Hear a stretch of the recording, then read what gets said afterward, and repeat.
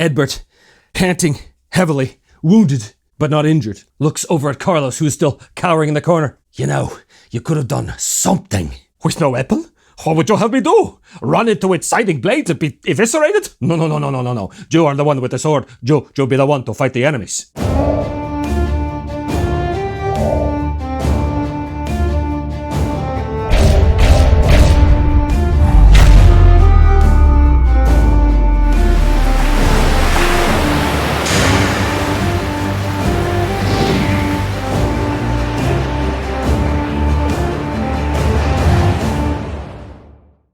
Well, hello and welcome back once again to Be Myself and Die. I am, as always, your intrepid GM, host, and player, Trevor Devall. Thank you so much for joining me here today. And if you do want to help support the show, please do hit like and subscribe. It is a big help to the show if you do. And also, if you want to help us on Patreon, that would be amazing. I'm trying to get my subscribers up, and it's working. So keep on with the support, because it is a big help for me to continue doing the show.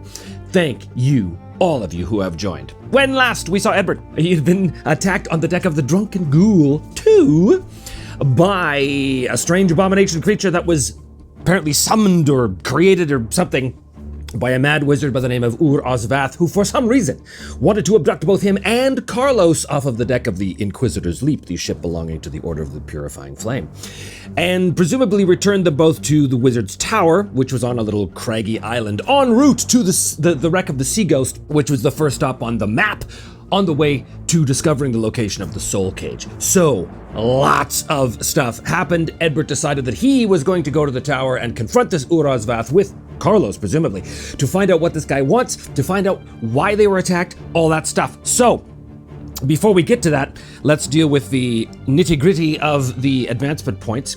Edbert earned 9 advancement points from last time, 6 of which he's going to use to bump up his Withstand Magic skill, because, you know, going to a Mad Wizard's Tower, that could prove useful. I'm going to have him bump up his Command skill for a cost of 4 points, which leaves him a total of 2 APs left for luck. The first thing we need to do is determine if the scene is interrupted or altered in some way. The chaos factor went up to 7 at the end of that last very chaotic episode. So, we roll our trusty D10, and if we get 7 or less, the scene is interrupted in some way. 7, okay. It is an altered scene, so they are on their way to the island. So instead of just arriving there in a couple of days, the scene is altered by something. Oh, I have an idea. Yeah, this is kind of cool. So Edbert is in his quarters.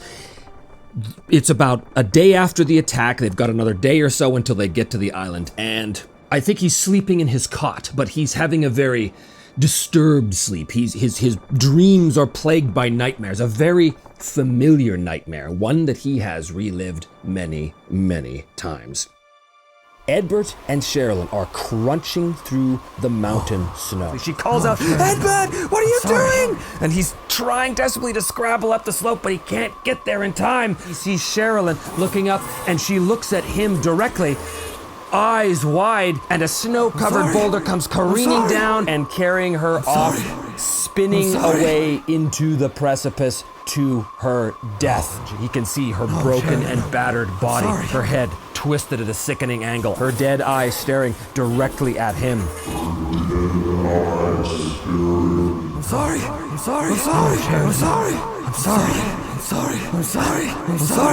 He wakes with a start, covered in a cold sweat.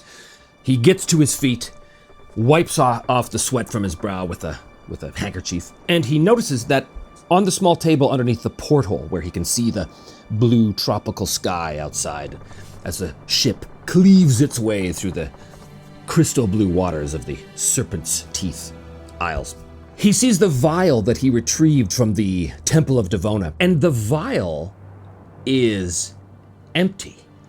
In fact, the vial is shattered.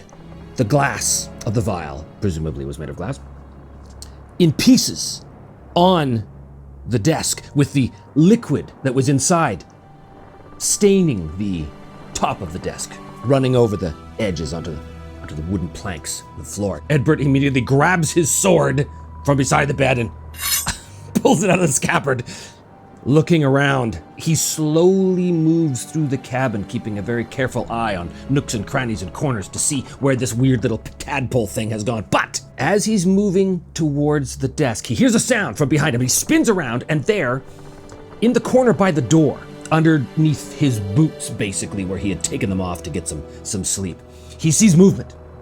He slowly pads up on the creaking floorboards of the ship towards the corner of the room, and there, nestled in the leathers of his boots, basically, he can see two blinking reptilian eyes blinking out at him. And as he gets closer, he can see that what was once a tadpole that he had been daily feeding 2 drops of his precious blood to, and had witnessed it getting bigger in front of his very eyes, he now sees something much more than a mere tadpole. Yes, he sees what appears to be like a 1 to 2 foot tall humanoid lizard-like thing, but it is as of yet unformed. He can see that it's almost fetal in its appearance. He can see the beginnings of scales beginning to develop on it, but it is clearly not yet a grown thing, but it has rapidly emerged into something much bigger, and he goes up to it. He puts his sword away, and he goes to it, and he kind of hunkers down in front of it. And he looks at the thing, and the thing kind of looks up at him with these big, blinking, lizard-like eyes. And he looks at this thing, and it kind of makes a weird, cooing, lizard-like sound. And as it looks at him, it looks immediately at his finger, where he's still got a little slash from the knife where he had been feeding it. And he kind of looks at the finger, too, and goes up closer to it, and he pulls out his dagger and pricks a different finger, and just puts his hand over the little creature that it opens its little mouth, little buds of fangs poking through the flesh of the interior of the mouth, the little forked tongue flicking in and out in anticipation. And Edbert drops 2 more drops of his blood right into the creature's mouth, and it coos with a weird serpent-like pleasure, and then curls up inside the leathers of his boots as though it wants to go to sleep. And he, no, just hold on. And he kind of reaches out and he picks it up. It's weirdly slimy to the touch. He takes the thing and grabs like an extra shirt from one of the sea chests, like a linen shirt, and he kind of puts it over it to, cover, not just to make sure that the creature is comfortable, but also to perhaps prevent prying eyes from seeing it if someone should walk in, because he hasn't really shared this information with the rest of the crew. He probably should do that. Anyway, so the thing is getting bigger much faster than he anticipated. So that is the altered scene. Great. A day later, Edbert, again napping in his cot, is woken up by the sound of a knock on the door. He gets to his feet, and opening the door is Captain Nicola. Get your gear, Edbert. The island is in sight.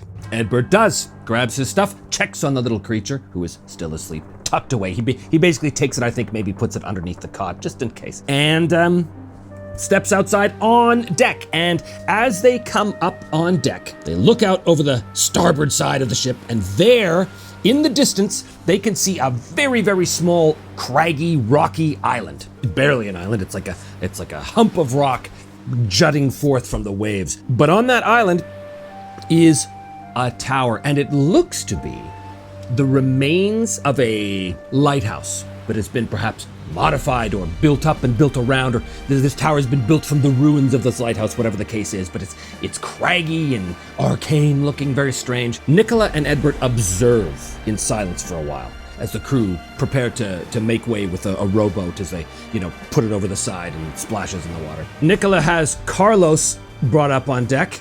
So this is the tower of this Urosvath? Aye, it is. I presume, Edbert, that you would like Carlos to accompany you to yonder island? Aye. I think that makes the most sense. No, wait. I never signed up for this. I never agreed to go to this island. I don't care if you want to go or not. That creature attacked you as well as me. Obviously wanted to bring the both of us to this island. Well, we're here now. So you are getting in that boat and coming with me, and we're going to find some answers about this. Carlos knows, obviously, he doesn't have much of a choice in this, surrounded by armed sailors as he is. I best not accompany you on this expedition, Edbert. Somebody's got to pay attention to the drunken ghoul's needs. But I'm going to send Wyndham with you. He's the best swordsman I've got, as you well know, and someone should keep an eye on Carlos. So Wyndham comes up, given his orders to basically keep an eye on Carlos, and I think the three of them get into the launch and proceed to row their way towards this mysterious island. The boat grinds up against the rough sands of the beach. Edbert clambers on these rocks. Carlos and Wyndham also come out as well. Here's my first question. Does Ur-Ozvath know that they're coming? Well, probably. He'd see the ship if he's looking. Even if he's not looking, he'd see the ship. It's a lighthouse. It's a lookout tower. He's definitely. So I'm going to say that the odds of Ur-Ozvath knowing that they're here, a sure thing, this is on Chaos Factor 7, is going to be 24, which is a yes. So he wanted Edbert and Carlos to come to the island. That's why he sent the beast, the weird Pteranodon thing. The Pteranodon failed, but they are coming anyway. Does he open the door for them? 50-50. He does.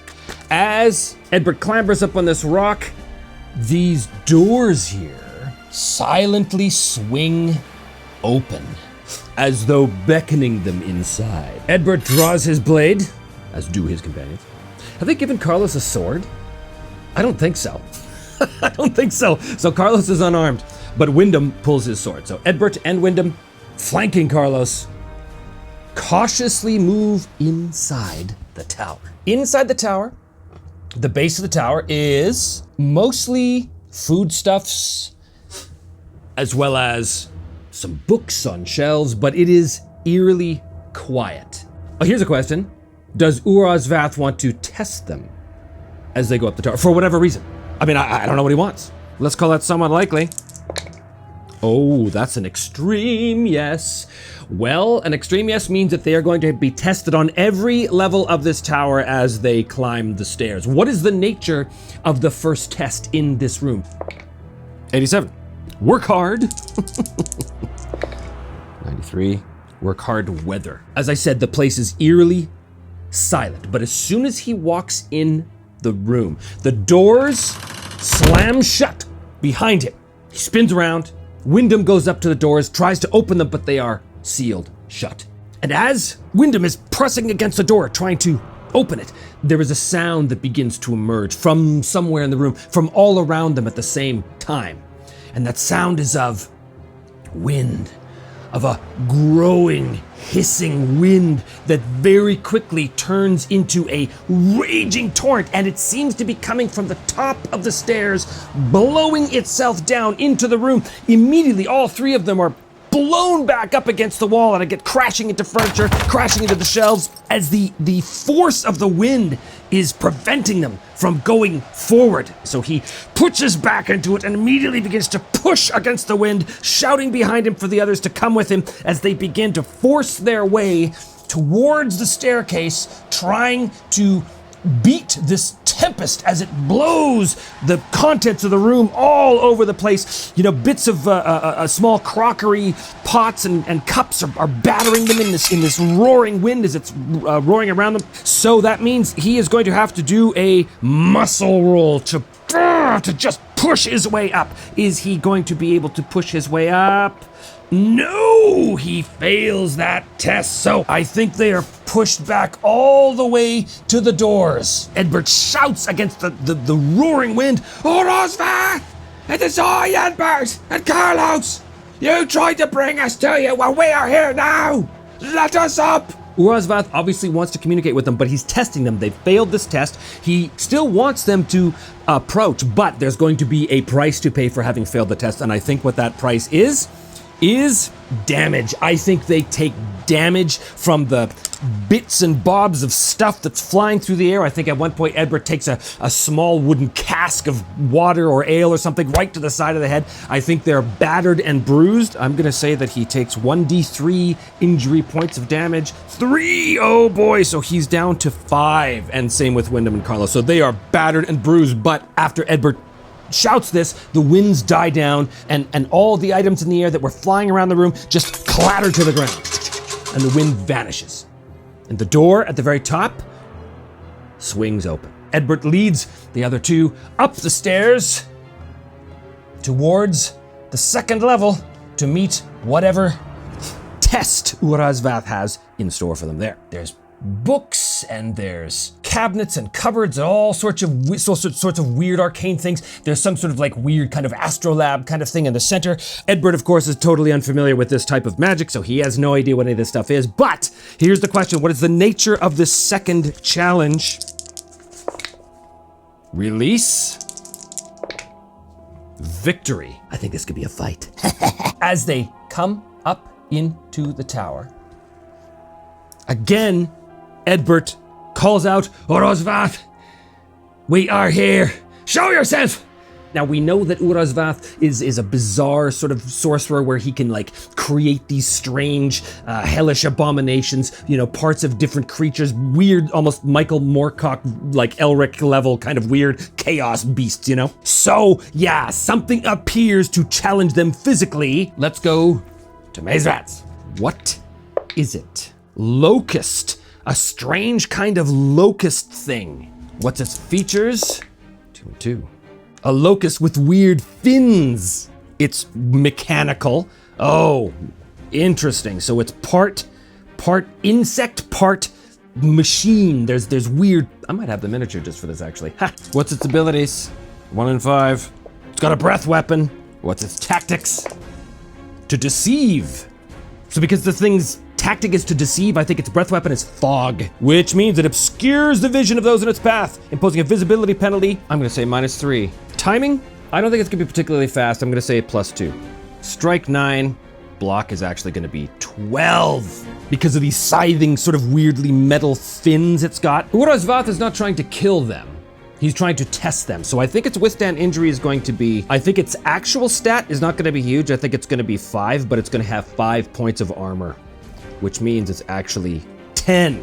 Appearing at the base of the stairs is this monstrosity that appears in a flash of light, and it immediately begins to approach the group with its scything weird mechanical fins, creating like a strange barrier of blades. Carlos doesn't have a weapon, so he's going to immediately cower in the corner, trying to stay well away from this bizarre abomination that's attacking them. Wyndham's timing, he's at -1 with his blade, so he's gonna be at 11. Oh, wait a minute, no, he rolled a 12, so he's last. Edward's rolling at +1 with his sword.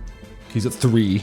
The thing's timing at +2, it's gonna be on 8, which means it's going to go first. Edbert and Wyndham launch themselves into an attack at this creature. That's their stated objective. Edbert's going to do, I think he's gonna try and hit it, and I think he's gonna try and block because he sees these things. So he's gonna have a mod of a -1 multi. Wyndham, I think, he's also going to the fray. I'm just gonna have him strike. Then the locust thing declares, well, the locust thing sees us coming in, it's going to block and breathe at the same time, so it's gonna have a -1 multi-action penalty as well. So in the modifier phase, Edbert is going to block with his shield. So he's doing it at a 10, and he's gonna, actually it's a 9, so he succeeds with a 7. So the thing's gonna have a -7 against him, which is great.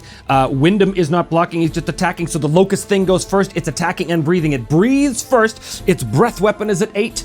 Does it succeed? It does, which means the entire room is filled with this acrid, smoky fog that immediately belches forth from the mouth of this weird mechanical locust thing and just envelops the entirety of the room.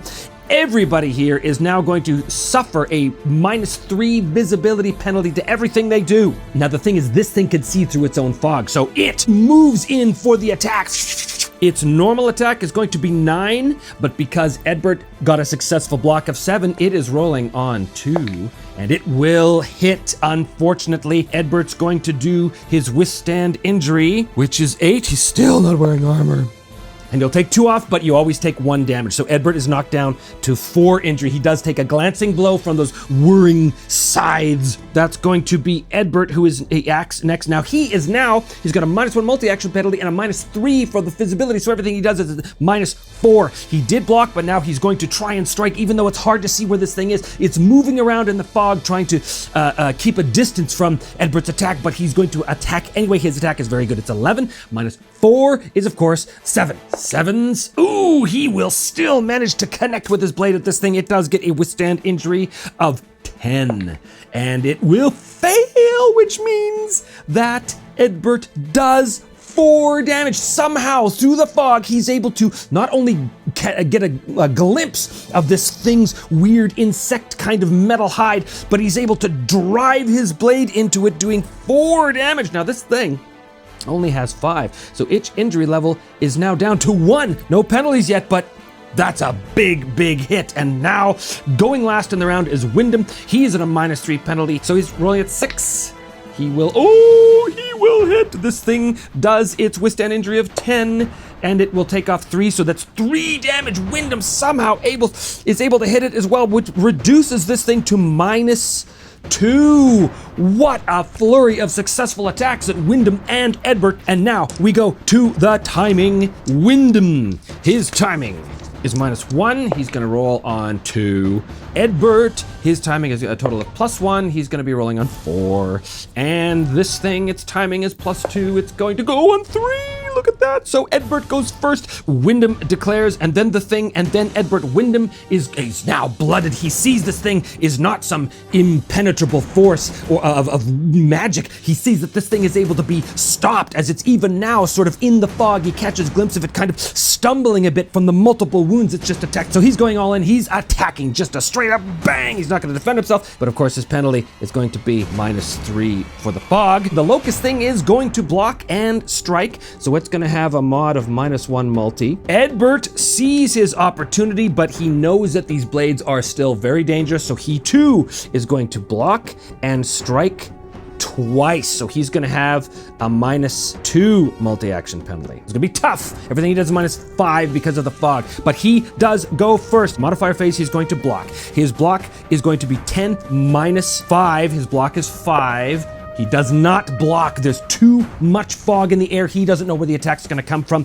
The creature is also going to block. It does not suffer the -3 fog penalty, but it does suffer the -2 wound penalty. So its block is a 10. It's going to block with a 6. So it is now Edbert's turn. -3 from the fog, -2 from the multi-action penalty, and -6 is -11. He can't hit it this time. The combination of the fog and the whirring blades of its block, because his normal skill is 11 and the penalties are 11. He can't hit it, which means both of those strikes are going to be ineffectual. It goes next. It's going to strike with a penalty of -2 and -1 for the multi, so the penalty of -3. It's going to strike at Edbert again, striking at 6. And it will miss. Wyndham still has his opportunity to come in here. He is attacking at -9 because of the block and the fog. His strike is 9. So this whole round is defensive. Shields go up, the whirring blades, the fog, it's making everything just impossible to hit anything. But now we go back into round 3 for the timing. Let us do the locust thing first. Its timing is +2, -2 because of its wounds. So its timing is regular. It's going to go at 6. Wyndham's at -1, and he's going to roll at 8. Which is good. Edbert's at +1, and he's going to roll at 3. So Edbert must declare first. He cannot get past this thing's defenses. He is going to try and feint this thing out. So he's going to feint and attack. Next up is the locust thing. The locust is again going to block because it's so good, but it is of course at a -2 wound penalty.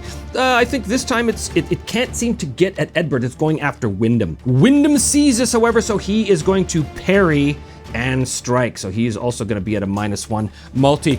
Wyndham goes first, but we're in modifier phase, so he is going to do his parry to try and prevent this thing from hitting him. But his parry is 6 -4. His parry is 2 right now.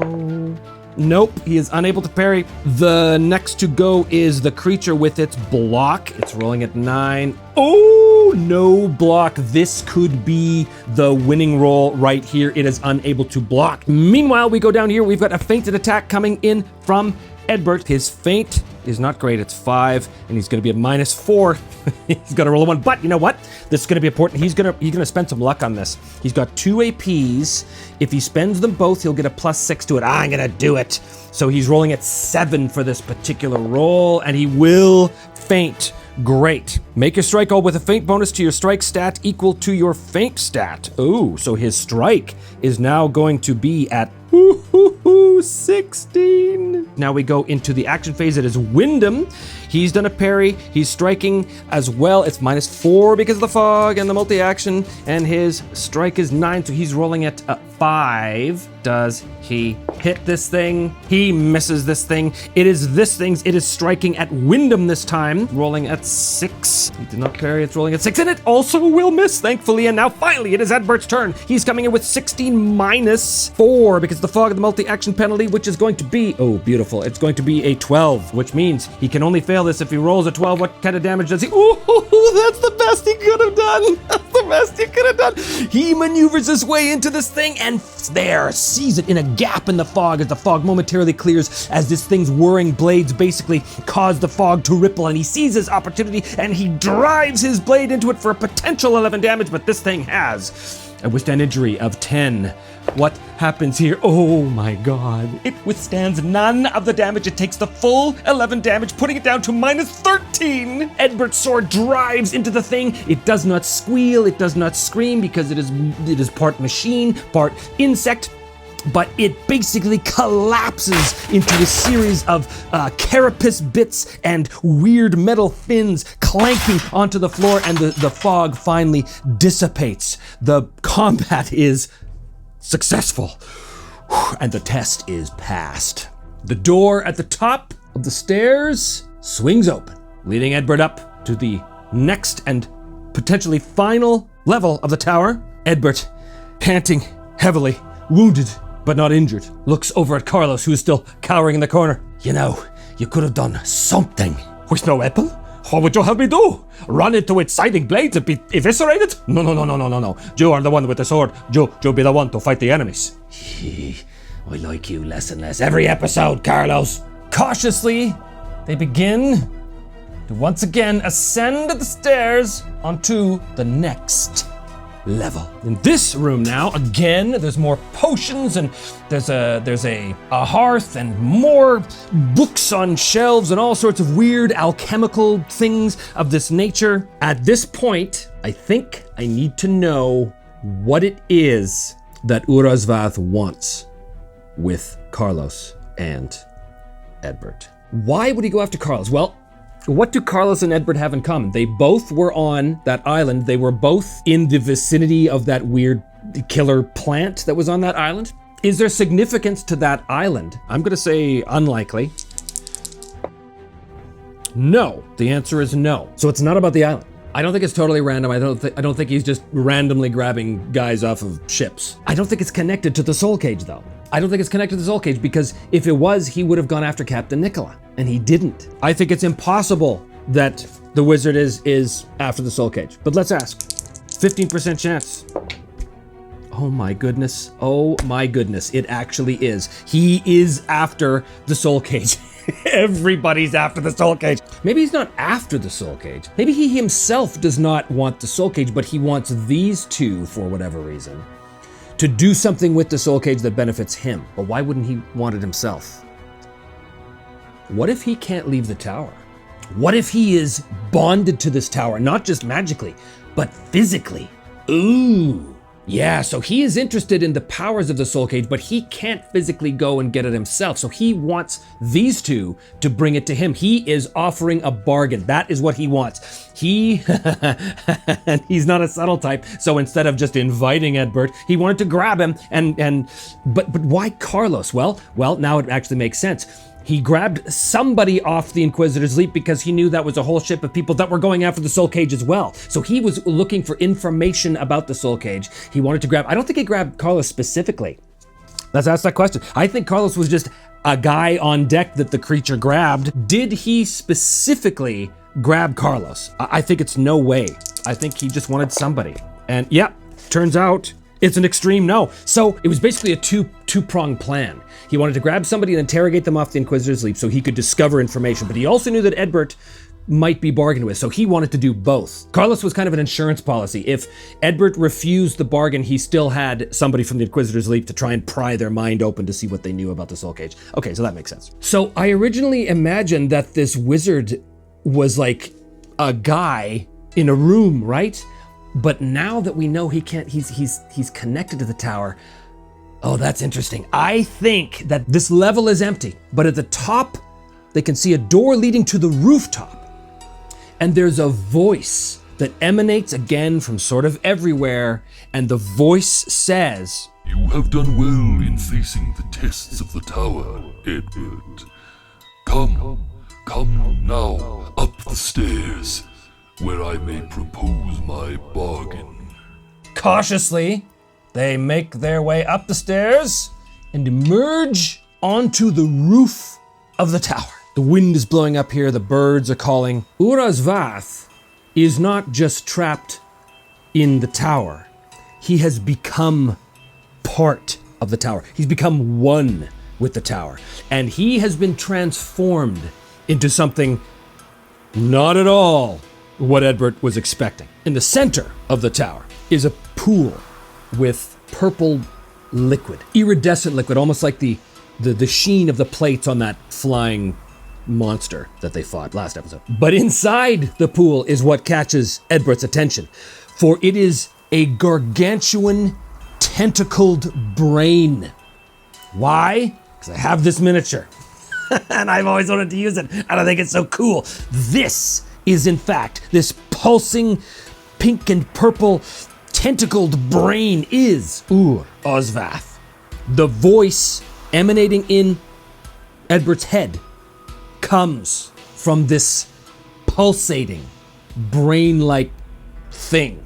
Ozvath, I presume. Again, the voice comes from inside Edbert's own head.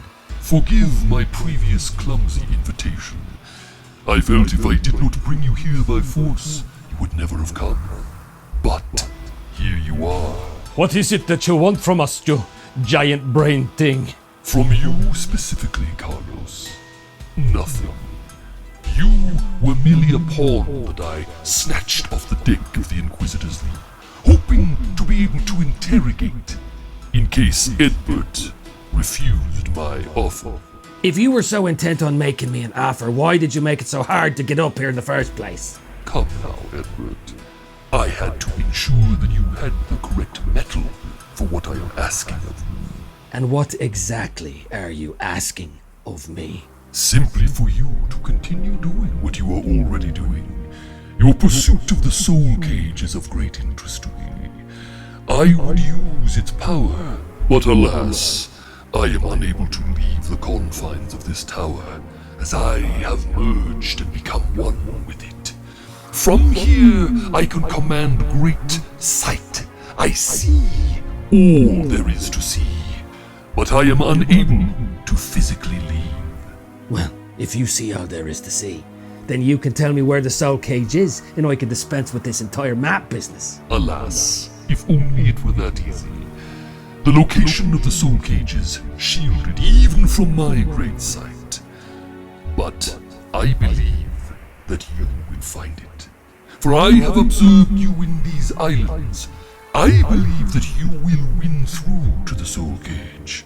And once you do, I would ask that you do something for me, using its power. What does Urazvath want Edbert to do with the soul cage? Oh, well, the soul cage can change the nature of reality.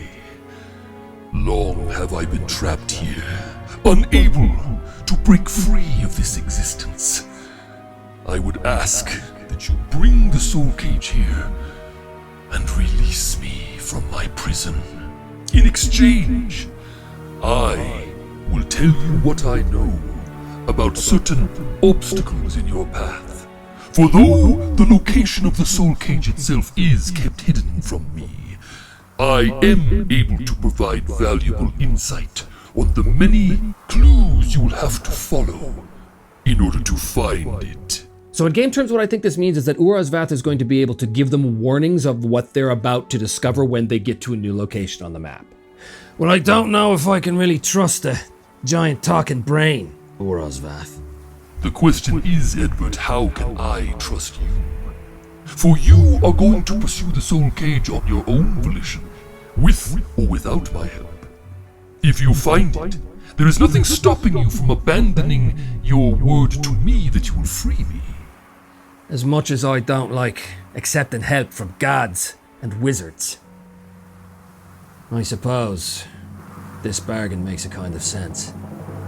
But first, proof. What do you know about the sea ghost? How can you help us with that?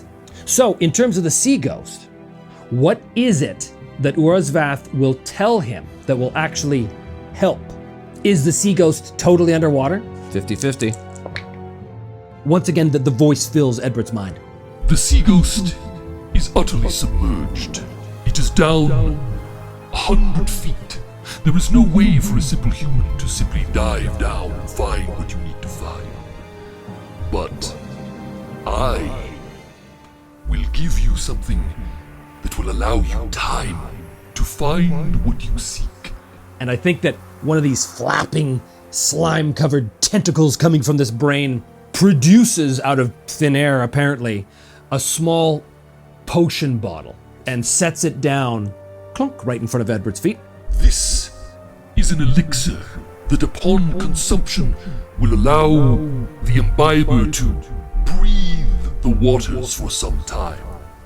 Without this, you would have to find some other way to access the sea ghost. Consider this down payment on our agreement. Edward reaches down, looks at the elixir. All right, Urazvath. When I get to the sea ghost, if this elixir you just gave me turns out to be, the real thing and not some poison, I'll use it, go down and find a clue. If it works, I'll know that your word is good. If you're good for your word, I'll be good for mine. And with that, they descend the stairs of the tower all the way back to the boat, clamber in, and make their way back to the drunken ghoul. With some weirdly wizardy help. Because now, as they're going after each aspect of the map, as they're trying to track down each clue, they will have some idea beforehand of what to expect. This could be a very useful thing. That ends that scene. There are no new NPCs, but we can close the thread, why is Urazvath going after Carlos and Edbert, and maybe add a thread of free Urazvath with the soul cage. The chaos factor, I think, is going to go down, as it turned out, sort of in Edbert's favor here. Edbert and the boys get back to the drunken ghoul, clamber on board, and resume their voyage to the coordinates of the sea ghost, which we know is now sunk beneath the waves 100 feet. And the only way to get to it is going to be to trust in Urazvath's special potion that will allow, presumably Edbert, to breathe under the water and get down to the wreck of the sea ghost to find what he is going to find there. And what is that going to be? We will have to find out next time on the next episode of Me, Myself, and I. Thank you so much for joining. Please do hit like and subscribe if you haven't done so already. Do check out the Patreon. We have a growing family of patrons and supporters, and it's really great. If you want to help us out, check the link below. And also check the memyselfandie.com website for all kinds of interesting things as well. Thank you so much, and we will see you next time on the next episode of Me, Myself, and Die.